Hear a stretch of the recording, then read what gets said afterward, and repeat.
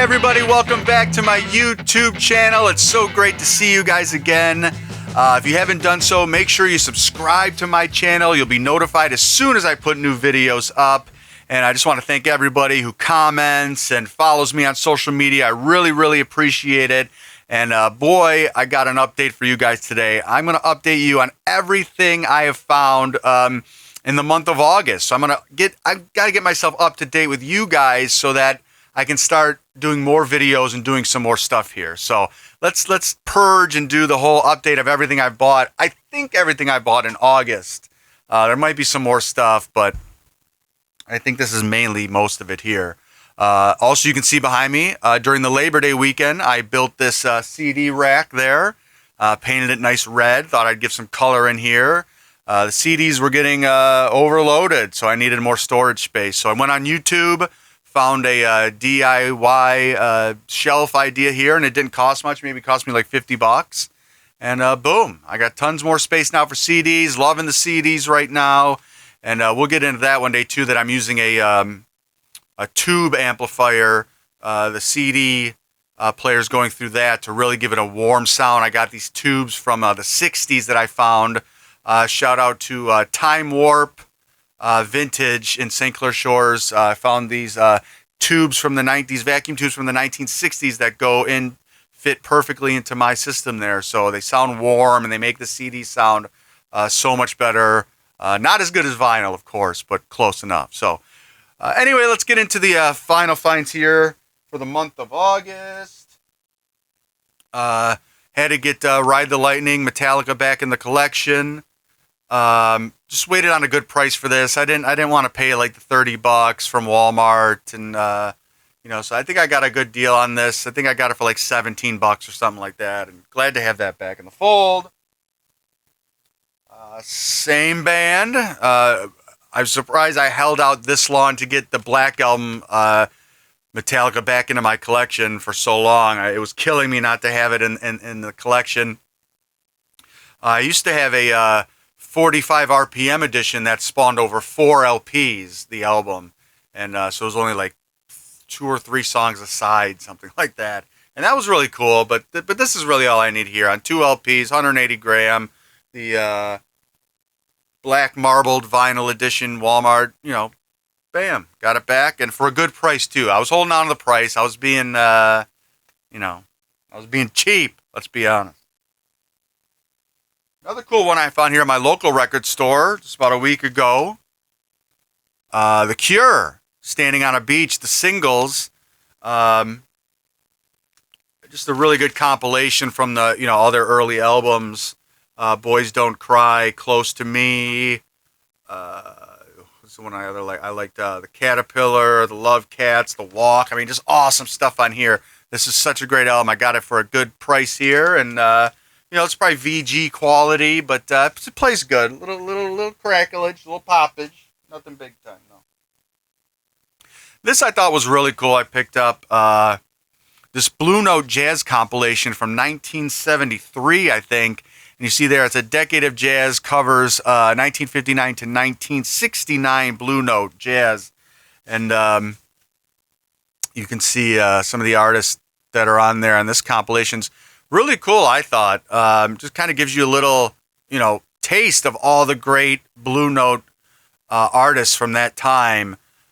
Kenny Burrell, Donald Byrd, Lee Morgan, Eric Dolphy, Jimmy Smith. You just get, it's so cool. There's not many songs. There's like 8 or 10 songs on here, but I just thought for the price it was a steal. And how cool is that? You got cool pictures and a nice gives you all the lowdown and stories in there, who played on what, and a nice write up. And I don't know, I really liked it, and it sounds great. And just myself learning more about Blue Note and quintessential jazz albums to buy. I'm still kind of filling holes, and what's really important to me is like the heavy metal, hard rock, classic rock, stuff like that, to R&B, to fill the holes in my collection. So I just thought this would be a good placeholder to have till I can really start buying those Blue Notes. Then I have at least kind of like a greatest hits thing here. This one I picked up a few days ago over the Labor Day weekend. Temptations Anthology. I don't really. I kind of like to have the actual albums, not just like a greatest hits anthology. But I had this for years and years and got rid of it. And this one was in just such great shape. I mean, it's got the book still intact. It's got just everything looks really good. The cover's really nice still. And for what, $15? I'm not going to pass that up. I'd be stupid to pass that up. So glad to have Temptations back in the fold. Now listen, the next two records I'm going to show you, you know, sometimes I make mistakes. Sometimes I buy records that I end up not liking, and I like taking a chance. But that's the fun of the hunt and the fun of collecting is that, take a chance on something, throw a few bucks, and you never know, because for the records that I take a chance on and I don't like, I far more exceed with records that I don't know about that end up being like my favorite records of all time, and I never even knew about them. So you got to take a chance and don't just be a stick in the mud and buy the things that you like and you've heard a billion times. Throw a few bucks out there and take a chance. But sometimes you strike out. This was a strikeout, in my opinion. Aerosmith Classics Live 2. It's got all the things that I love in a record. When I'm in a record store and I see this, I will not pass it up because it has sharp corners still. It's in a very tight shrink wrap. It's got a hype sticker on it. And those are all my callings. That means I have to have this. But I remember as a kid that this cassette and CD was always like in the bargain bin. And when Aerosmith was like fire hot in the early 90s. And I always wondered why this was in like the bargain bin. And now I know why. Because the sound quality is not very good. It's spread out over different concerts. One of the songs is from 1978. One is from 84. One's from 86. And they're just radio. I believe that they were broadcast for radio, and the sound could be better. But I gave it a shot, and I'll leave it in the collection just because, hey, why not? It looks cool. But am I going to listen to it a lot? Probably not. Another weird one here I found in a record store. Why did I buy this? This is the Michael Thompson Band. Can that get more generic sounding than the Michael Thompson Band? That's quite a logo there too. It looks like a superhero logo or something. But the reason I picked this up, and it was only a few bucks, is sometimes I just look for who's on the record, who produced it, what label it's on, and maybe that can further, without hearing it, know that maybe I would like it. Okay, so this came out in 1989. You see it's on Geffen Records. Now, Geffen Records at the time was a boutique label. They didn't have a lot of artists. They had 89, Guns N' Roses was just hitting really big. And they just had Whitesnake was really big at the time. And so Geffen didn't have a lot of artists. I thought maybe, well, I like Geffen artists, so maybe I'll like this album.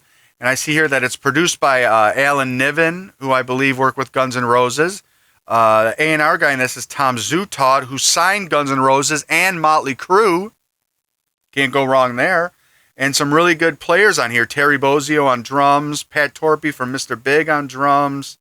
And what I learned from Michael Thompson was a really big session guitar player and played with Cher and a lot of other people, tons of other people if you look them up on Wikipedia.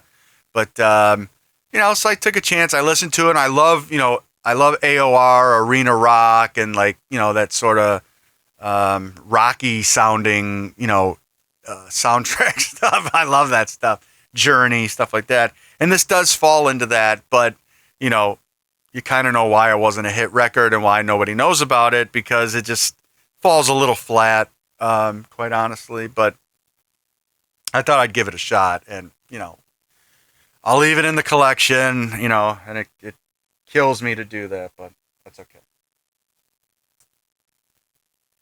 Next one here, awesome to find this one in a pile of records that were kind of like beat up and all just classic rock genres, and this one kind of stood out, was the Violent Femmes self-titled album.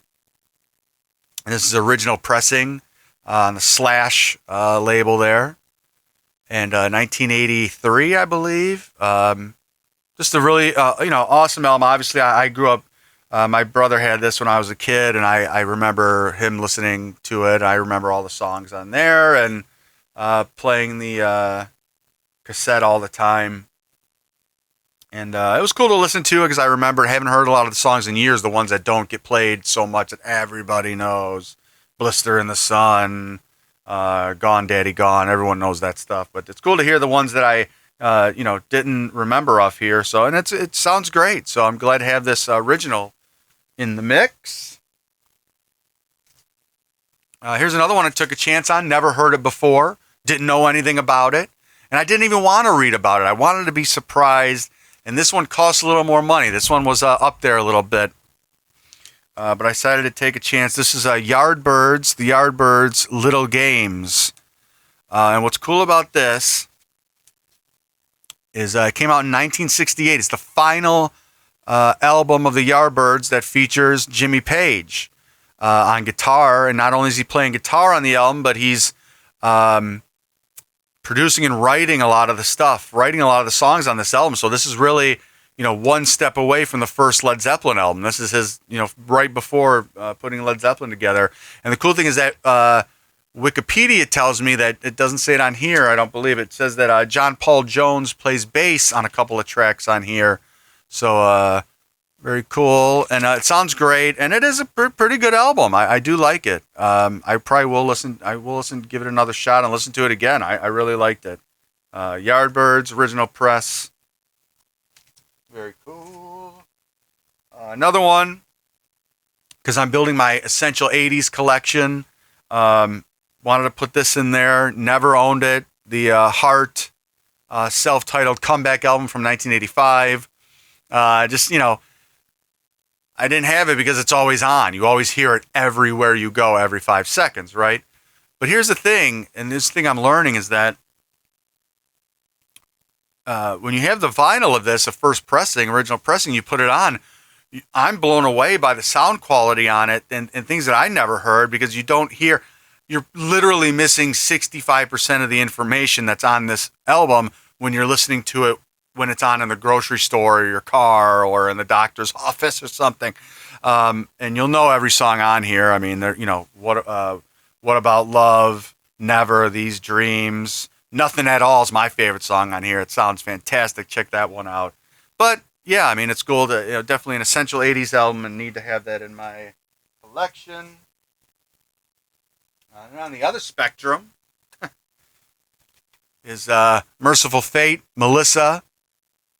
And had this in the collection for a while. So glad to have it back. Wasn't willing to pay like these crazy inflated prices. Held out for like 6 to 8 months. I'll hold out. I'll hold out on a record that I really, because it's going to come around. Just everyone be patient. They're going to come around. And I got this for a good price, so I decided to put it back in the mix. And man, what a great album. King Diamond on vocals. And this is really the blueprint for a lot of bands, especially Metallica. If you love Metallica, you will love Merciful Fate, absolutely. This one, I saw another one of these ones where I see it in the shrink wrap. And this came to my local record stores in a collection somebody brought in of a lot of albums in shrink wrap. It was a very, very cool collection that came in. And I was able to get this, the first solo album from Joe Perry in the Joe Perry Project. Joe Perry from Aerosmith. The album Let the Music Do the Talking. And I'm a sucker for the original Harmony House, $4.97 sticker there. And it's still in the shrink wrap. Sounds, looks fantastic. And I forgot how great of an album this is. I mean, this, the albums around this time from Aerosmith, whether it's Night in the Ruts or Rockin' a Hard Place, Done with Mirrors, this blows that away. This probably even blows away Draw the Line, in my opinion. Just a fantastic album, and you can tell why Joe Perry needed to get this solo stuff out of his system and why he was holding on to this stuff to put out, because it's really raw and it's just so good, so good. Now with that, I was so happy with that album. I was so excited that it sounded so great and I liked it that I went on eBay and found the follow-up, which is I've got the Rock and Rolls Again, Joe Perry, only because I remember as a kid on my Aerosmith box set, it had this song on it, South Station Blues, which is on here. I really like that song, still do. And listen to some of this album, and it's probably half as good as Let the Music Do the Talking, but it's cool to have. I got it for a good price and not beat up too bad, a couple bucks, So I'll keep it. Another cool one I got here. This is a promotional copy, which you don't see often. Judas Priest, the double live album from 1987 on the Turbo Tour. And a lot of cool songs on here. I've been seeing this for years, never picked it up. Just, it was always a lot of money. Got this one for a great price. Got it for like $16. Double album, can't go wrong. A lot of good songs on there, and promotional copy, another bonus. So happy to have this in the fold. Same day, same collection again. I found another shrink wrap copy with the hype sticker, Yngwie Malmsteen's Trilogy. And this has a lot of my favorite Yngwie songs on it. This might be my favorite album by him because it has You Don't Remember, I'll Never Forget, Liar, Queen in Love. And those three alone is a reason for me to own this and pick this up. And who can go wrong with that cover of him slaying the dragon with this fiery guitar? Oh my God. Making a mess again. Another one I picked up, didn't know a lot about, but I love Blue Oyster Cult, and I see people in the vinyl community on YouTube are always raving about how great these early Blue Oyster Cult albums are. So I picked up this one, Secret Treaties. I believe this is their third album. Came out in 1974. This is an original press. There's no barcode on there. It was really good. I was really impressed by it. It sounds great. A lot of good songs on here. Career of Evil, Subhuman, Astronomy. Just awesome album. If you like Alice Cooper, Kiss, that kind of stuff, you'll really like this Blue Oyster Cult. Another cool pickup I got here. David Bowie, Ziggy Stardust. This is another demonstration copy, kind of a promo copy there. And this is a reissue. This was reissued in 1976. But still very cool to have. I mean, I'd rather have this any day over like a brand new 180 gram. I don't know, because you just don't see this that much. And the sound quality is fantastic. I was nervous about that, but I said the price was not too expensive, so I thought I'd give it a shot. And man, the sound is really good, and glad to have that. Awesome album. This one, buddy of mine in the vinyl community on YouTube, Ron Beaudry, who I've been watching for years. If you don't know about Ron Beaudry, look him up on YouTube. He's helped me so much over the years with how to clean records, take care of your records. He's just really informative, very smart guy. This is one of his favorite albums. So if he says this is like one of his all-time favorite albums, I got to trust him on it. This is a band called Audience, and the album is called House on the Hill. I didn't know anything about it. I just went on his word. I think it was released. This is a Canadian press from Elektra. It came out in 1971, I believe, and it is awesome. If you haven't heard, if you don't know about this, which you probably don't, this is not really a known album, but this is that like old school Vertigo, Black Sabbath, not heavy, but just like kind of psych. Just awesome. There's no way to describe it. It's just a really cool rock and roll album, and I highly recommend it. Audience, House on the Hill. It is on Spotify. Check it out. Black Sabbath one I got here from Weirdsville Records in Mount Clemens. This was so cool. I just had to snatch it up right away. Black Sabbath. This one's called Deep Black, and what this is another radio broadcast. This was a live radio broadcast from a live show in 1984 on the Born Again tour, which features Ian Gillan from Deep Purple on vocals and Bev Bevan of ELO on drums for Black Sabbath. So a pretty rare lineup there. And the sound quality on this blew me away. It sounds awesome, and it's got so many cool songs. To hear Ian Gillan singing Iron Man and War Pigs and Heaven and Hell, And they even do, to hear Tony Iommi playing guitar and Smoke on the Water on here is worth the price of admission. So look out for this one if you can grab it, find it, pick it up. Black Sabbath, Deep Black, 2 albums. Awesome. Got this for a really good price. Wasn't one that I was expecting that I would, looking to buy, or really didn't need it in my collection, really, but it is a staple, and it's great to have. It's the Music on Vinyl edition of Ted Nugent's Double Live Gonzo. And really cool. I mean, this is a seminal live album. I'm going to be doing a video soon of all the top double live albums in my collection, because I realize there's so many. And there's some I don't even have, but they take up a lot of my collection. It's so cool. I mean, the double live album to me is just like an institution. It's awesome. So great to have this. Music on Vinyl. Everyone knows those are really good pressed albums, and they sound fantastic. They're heavy, clean sounding, awesome. These two, glad to have them back in the mix. Not easy to find anymore. Original pressings of the first 2 Ritchie Blackmore Rainbow albums, with Ronnie James Dio on vocals. Very, very cool. Those 2 guys there, listening the other night, realizing their writing together was phenomenal. And they only wrote together for 3 albums.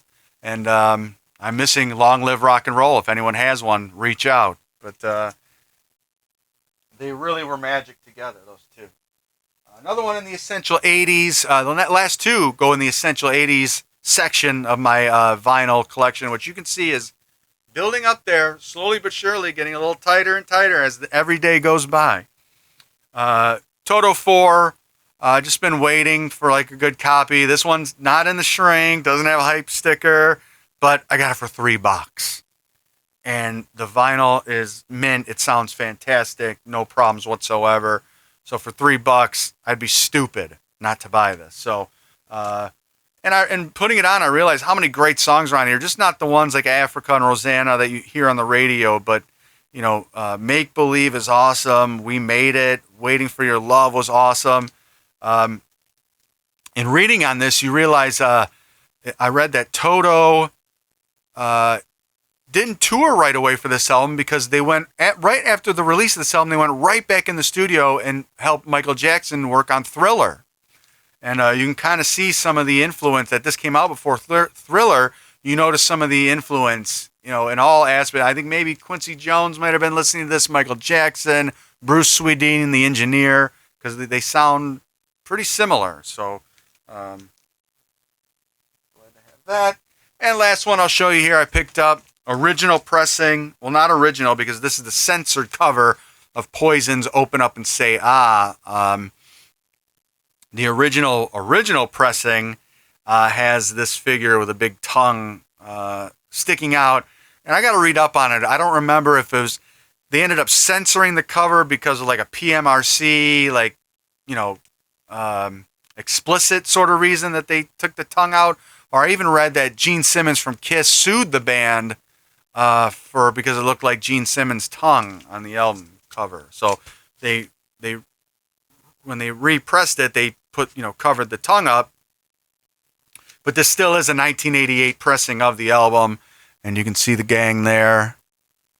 All the guys there with the big hair. I mean, this is glam metal at its finest. This is to the max, 80s hair metal for sure. So there you go. That's all the stuff from August. I'm going out again today, finding more stuff. So, but yeah, subscribe and make sure, you get notified. And make sure any comments, I will read them all. If you like this stuff or you want to see some other stuff, something specific, please let me know. But I want to be showing more equipment stuff that I have. I want to be showing CDs, cassettes. I've just been collecting so much. Even getting back into DVDs, concert DVD stuff, recollecting that. And you can see there's a hole there in my rack of equipment there. There's a hole right there where I'm waiting to find a Laserdisc player to put in that spot. I found one, got it just wasn't working well, and brought it in to get fixed, and no dice. So I gotta I got a broken laser displayer and a hole in my system. So I'm still on the hunt for one, and we'll get there. I'll get it eventually. But anyway, thanks everyone, and I will see you next time. See you later.